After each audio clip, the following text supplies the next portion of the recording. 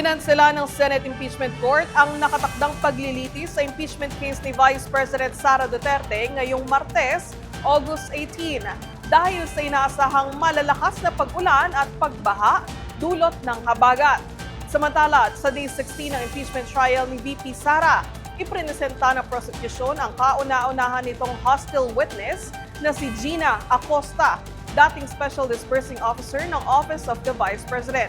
Ito ay kaugnay ng alegasyon ng umano'y maling paggamit ng higit 600 million pesos na confidential funds ng OVP at DepEd. Sa notice na nilagdaan ni Clerk of Court Renato Bantug Jr. kahapon, sinabing nakabatay ang desisyon sa forecast ng State Weather Bureau na magkakaroon ng malalakas na pag-ulan at pagbaha ngayong Martes. Kahapon, maikli ang naging paglilitis dahil sa masamang panahon. Hindi pa inaanunsyo kung kailan muling itutuloy ang impeachment trial. Samantala, sa paglilitis kahapon, bagamat tinukoy na hostile witness si Acosta, mismong siya ang nagsabing si VP Sara ang nag-utos sa kanya na i-release ang confidential fund kay Colonel Raymond Dante Lachica, dating pinuno ng Vice Presidential Security and Protection Group. Ang nag-utos po sa akin na i-release ang pera na 125M sa security officer na si Colonel Lachica ay si Ma'am Sara Duterte.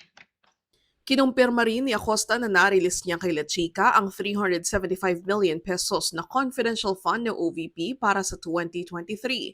Ibig sabihin, umabot sa 500 million pesos ang confidential funds na sinabi niyang narilis niya kay Lachica noong 2022 at 2023.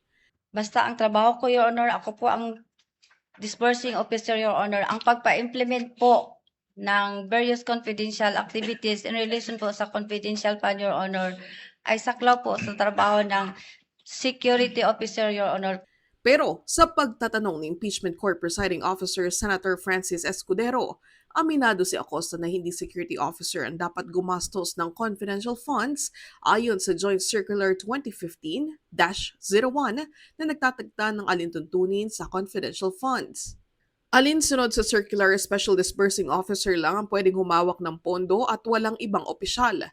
Pero yung paggastos po, trabaho po ba ng security officer gastusin yung dinisburse ninyong confidential fund?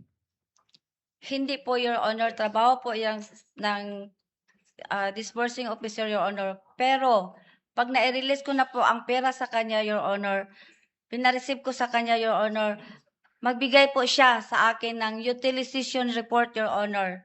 Yun po ang sign or evidence, Your Honor, na nagawa, na-implement na po niya, Your Honor. Lumabas din sa paglilitis kahapon na gumastos ng 125 million pesos na confidential fund ang OVP kahit wala pang identified na target confidential activities noong 2022.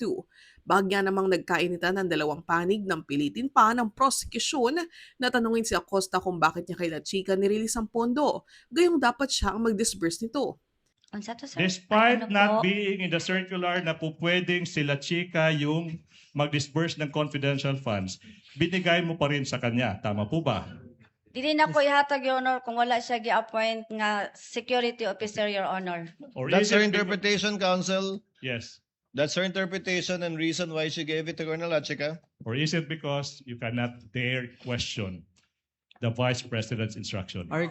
Objection, Your Honor, There is argumentative. more than I willing would to answer that. sustain it because it was asked and answered already. She gave two reasons, counsel. Number one, that Colonel Lachica is the one who knows how to implement it. Tama po. And number two, dahil inutos sa kanya ng Vice President bilang head of agency. Tama po, Ma'am Gina? Tama po, Your Yun po Honor. yun.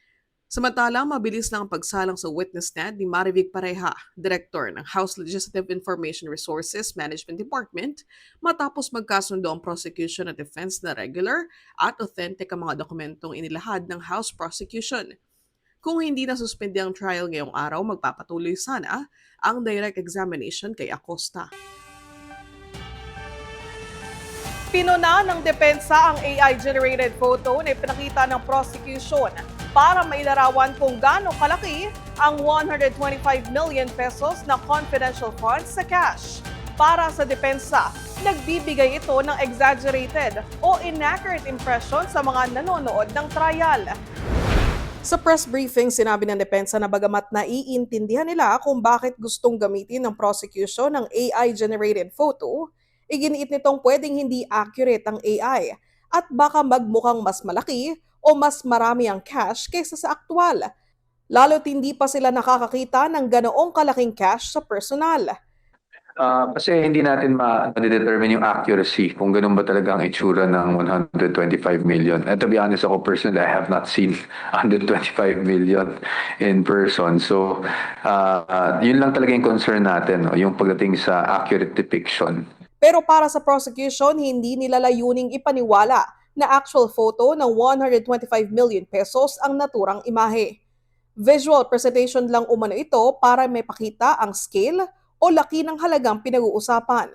If you used AI or what, it's immaterial, no? Kasi nga, tinatanong nga mismo sa witness, katulad ba nito yung nakita mo na pera? Katulad ba nito yung ginamit mo na mga bags, no? Kung saan mo linagay yung pera mo? At sinabi naman niya kanina, mayroong mga pagkakatulad, no? Sa paglilitis, pinayagan ng Impeachment Court Presiding Officer Senator Francis Escudero ang presentation ng AI image.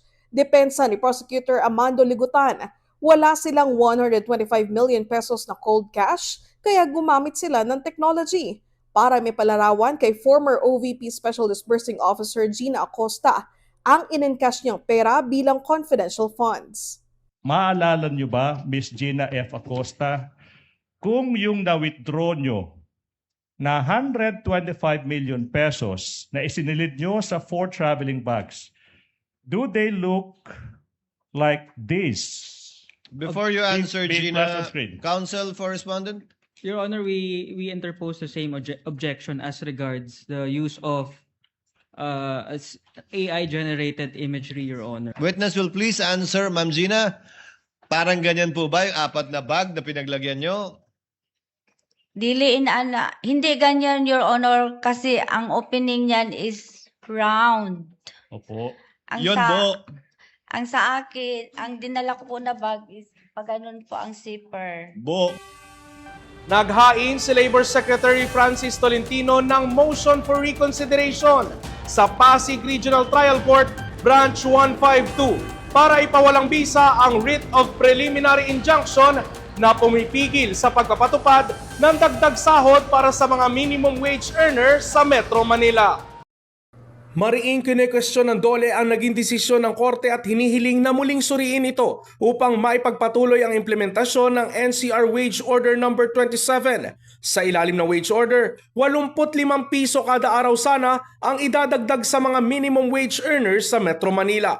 Giit ni Secretary Francis Tolentino, walang jurisdiksyon ng RTC sa usapin, hindi rin nasunod ang mga probisyon ng Labor Code. Kasama ko ang Office of the Solicitor General para ma-overturn yung desisyon nung nilabas ng Branch 152 doon sa Wage Order number 27. Nauna na naglabas ang Pasig RTC Branch 152 ng Temporary Restraining Order laban sa Wage Order number 27 na sinundan ng Writ of Preliminary Injunction matapos ang petisyon ng mga construction companies na Redicon Trading and Construction Corp at R2 Builders Inc.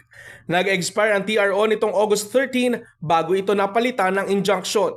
Sa ilalim ng NCR Wage Order 27, nakatakdang ipatupad ang unang tranche na 60 pesos na dagdag sahod at ang natitirang 25 pesos sana ay nakatakdang ipatupad sa January 20 ng 2027 para makumpleto ang kabuang 85 pesos na wage increase.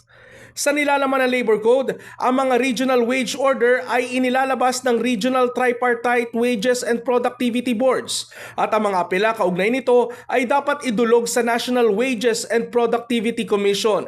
Nakasaad naman sa Article 126 na walang korte, tribunal o ibang entity ang maaari magpalabas ng temporary restraining order o injunction laban sa mga proseso ng NWPC o Regional Wage Boards.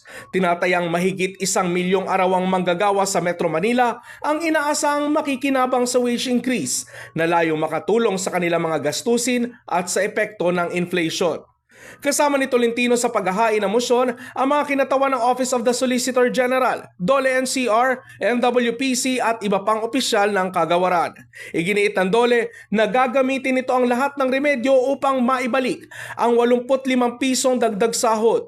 Nilinaw naman ni Secretary Tolentino na nauna lang ang Metro Manila dahil may kanya-kanyang regional wage boards.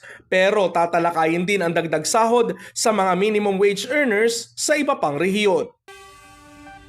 Susunod, misa sa Masantol, Pampanga, ipinagdiwang sa gitna ng baha at 170 million pesos na halaga ng iligal na sigarilyo na sabat sa Sulu.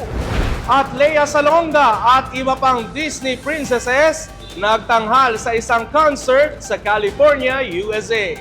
Alamin yan sa pagbabalik ng Mabilis lang to!